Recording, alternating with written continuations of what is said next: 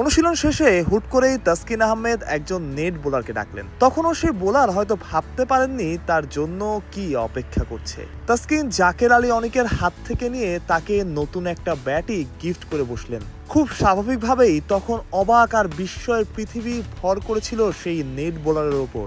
বলে রাখা, সেই নেট বোলার একজন বাংলাদেশি, আর দেশের মানুষের প্রতি ভালোবাসা থেকেই তাসকিনের এমন উপহার, যা পেয়ে মুগ্ধ বিস্মিত সেই নেট বোলার।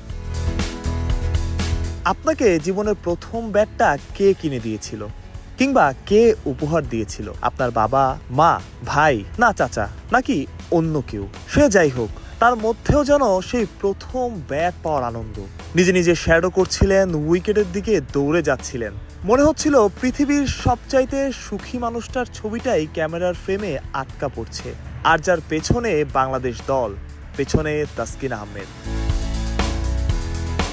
বাংলাদেশের অনুশীলন শেষে এই দৃশ্যটাতেই চোখ আটকে গেল। সে নেট বোলার মাঠের এ প্রান্ত থেকে ও প্রান্ত ঘুরছেন, এক একজনকে তার ব্যাটের কথা বলছেন। তবে শুনলে অবাক হবেন, শুধু ব্যাট না, বাংলাদেশ দল থেকে তাকে গ্লাভস এবং অন্যান্য অনুশীলন সামগ্রীও উপহার দেওয়া হয়েছে, যেটা একজন মানুষের জন্য বড় পাওনা।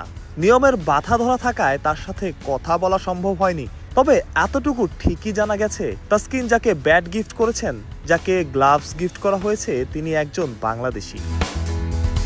ছোট ছোট ঘটনাগুলো দাগ কেটে যায়। ছোট ছোট ঘটনা থেকেই বড় কিছুর সৃষ্টি হয়। কে জানে এই মানুষটার দোয়া, প্রার্থনাই সুপার 4-এ কাজে লাগবে কিনা। মানুষকে খুশি করার চাইতে বড় ব্যাপার আর কি বা হতে পারে। মাহফুজ প্রত্যয়, বিডি ক্রিক টাইম, সংযুক্ত আরব আমিরাত।